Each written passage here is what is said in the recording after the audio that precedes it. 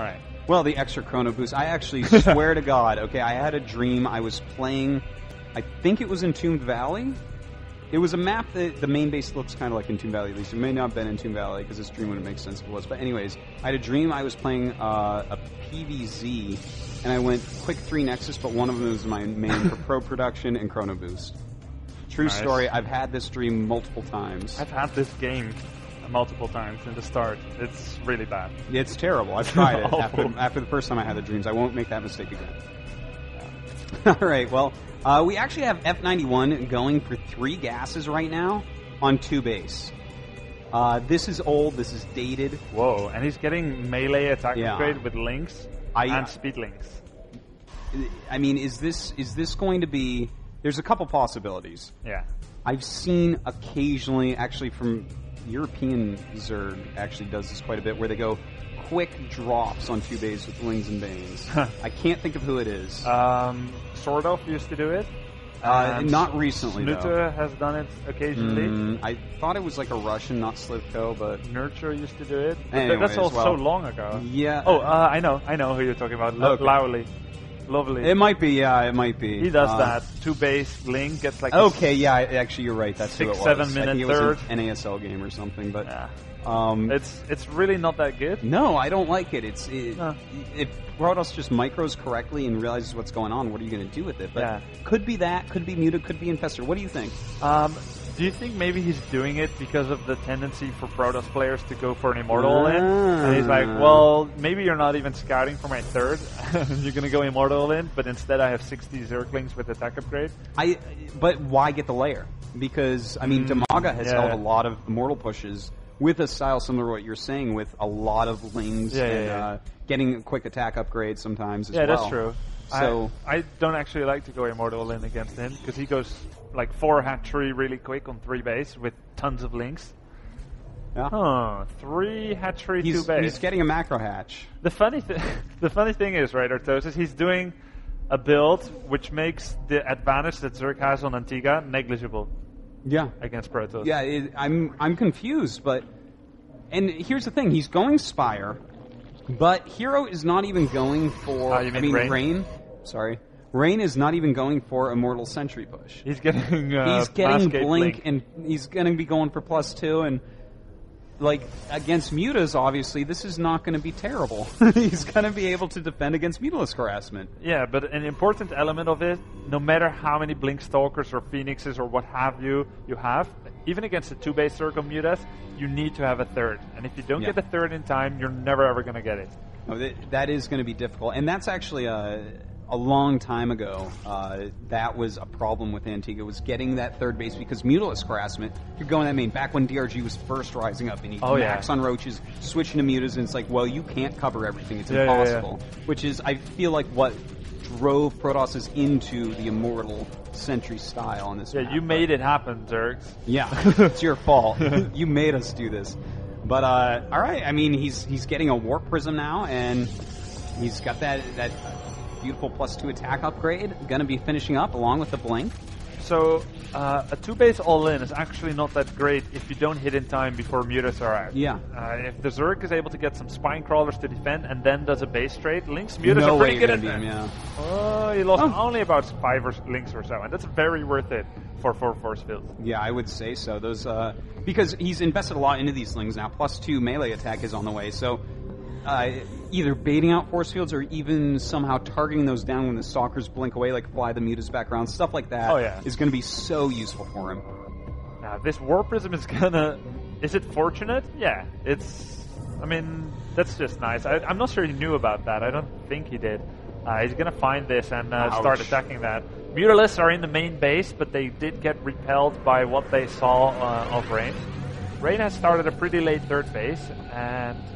Well, no third base mining for F91 means that Rain is not going to feel that behind with that. Yeah. Well, you know, Rain's having some really good defense here. I feel like, you know, even if that macro hatch had been at the third base, there'd be a much better spot here for F91, because losing this, the fact that his third's going to be... Oh, I guess he didn't lose it. Never mind. But I think he's going to still, perhaps. But actually, you know what? Rain has to be careful here. Yeah. He's overdoing this a little bit. Yeah.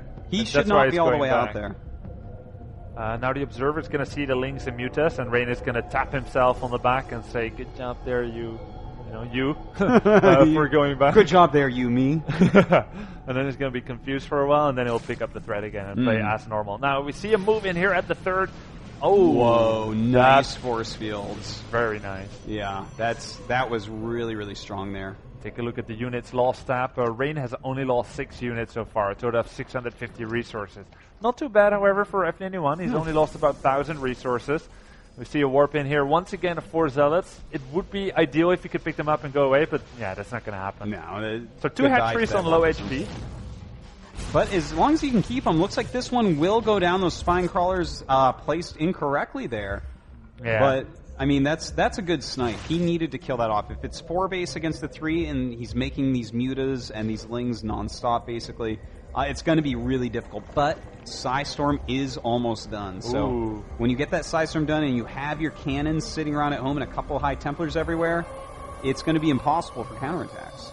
Yeah, Rain using High Templar cannon defense in at least 2 out of 3 matchups, in both against Terran and against Zerg. And he has very great map awareness and reaction time, so he's very likely never going to lose High Templar, which still has energy, before getting some storms off.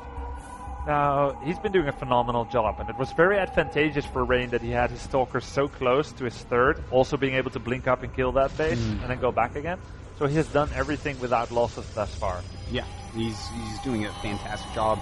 +3 attack just finished up. He continues to make warp prisms, and it's kind of the same thought process as when it's TVZ. You see where the mutas are, and you either draw them away with the warp prism, or you hit a place that they can't go back to defend really quickly. So the idea is good, but all he's done really is softened up a hatchery so far. Yeah, well, of course he killed the one on the top left eventually. Killing the one he softened.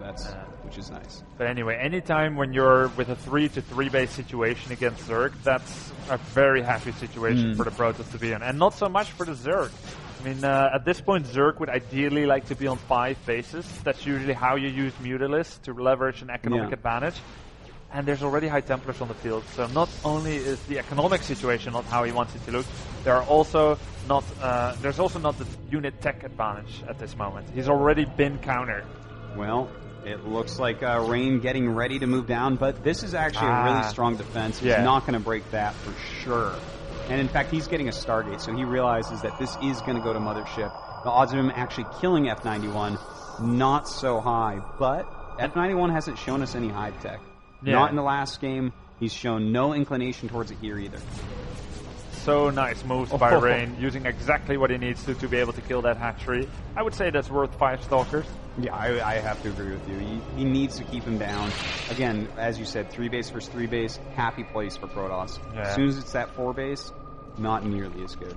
So the Stargate has finished. Fleet Beacon would be looking to get started. Charge is underway. There we go with the Fleet Beacon. And these Zealots are going to find some opportunity to do some havoc here in the main base. And he sees the main base is being mined out. Is he going to be able to get that Spire? No, he's just going to hold position in the drone line. And that is doing a fantastic job. Yeah, he needs to move those drones. Yeah, that's a very slow reaction on actually moving the drones. Look at that. The drones killed 18 so far. Ooh, very nice. Now, finally, F91 is starting a little bit of that power play, getting his 4th base and 5th base as well. A little bit too late. There's still a chance for Rain to lose his whole army if there's links, banelings from all around him. Oh, 2 Fleet Beacons. Oh my God! Yeah, he's falling apart. He's falling apart, man. The pressure's finally gotten to him. And in fact, but just to say, it's so smart to get the Mothership that early, because you know you're going to get it ahead of Infestor Broodlord, because there was so much gas and banelings and Mutalists. Yeah, and don't forget, man. I mean, Mothership doesn't have to be used against hive tech. Yeah, like in preferably this circumstance, not. Yeah, if you can use it against Slayer tech, that's pretty sick. I mean, if the Mutas fly by and you can happen to Satchos. If Banelings are coming and you don't have the Force Fields or Psystorms, I mean, just removing a piece of the Zerg army, even temporarily without putting Archons in there, that can be huge. Yeah, exactly. Now, these links are going to be thrown away for no gain whatsoever. It's because he was moving everything to the top right, the rest of his links and these Mutas. This is a pretty decent force. He should do the wise move to try and kill that Forge, deal with the upgrades a bit. There's going to be more storms soon. Is he going to storm his own probes? Looks like, no, I guess he is not, but now he can get a Storm off, and down Wow. it goes. Really strong Storm there. Look at that, a lot of orange and yellow mutas, and every single time he gets a decent Storm off on these mutas, I mean, they become less and less powerful by a great deal. In fact, he can't even attack there anymore. Yeah, he just can't. He has too much damage on his Mutalis. Now we see Links and Banelings being produced. Finally, the 4th and the 5th are done, but during all that, he didn't have the presence of mind or the multitask to actually start the extractors there, to transfer drones, to make drones. He's only on 65. So he hasn't really used that advantage yet of those superior bases. Rain, as soon as he has his mothership, he's going to feel much more comfortable to do a massive move out. Yeah, or he can just keep warping in Zealots and kill auxiliary bases. Well, he's got to be careful about that. Leenox showed us what happens if all you do is kill the Zerg's bases all game. But of course, that was against Hive Tech, and we're not seeing any of that quite yet. Now, the army of F91 here is scaring me. It's 44 Banes, but the army of Rain is perfect against this. He's got a lot of Psy Storms, Archons, Blinkstalkers, Sentries. Yeah. These Banelings, I feel like, are never going to pay for themselves. Yeah, it's going to be unlikely in the extreme. Look at all those storms. This is a nice flank, and there's still force fields left, but... Whoa. Well, he's going to lose all his mutas almost, but he's killed off pretty much everything of Rain. Okay. Yeah, some of it gets away, all right. Actually, he might be able to... No, that's a nice size. Mutalis, good counter to Zergling, Baneling, Mutalis. Wow, that Mutalis fried like 5 mutas on its own. Good GG. game. All right. So F91, I got to say, even though those games were somewhat one-sided, especially the first one, kind of a pleasure to even pass F91 because it's so refreshing to see someone trying these kind of outlandish, crazy strategies. Yeah, it's definitely more entertaining, and sometimes more entertaining games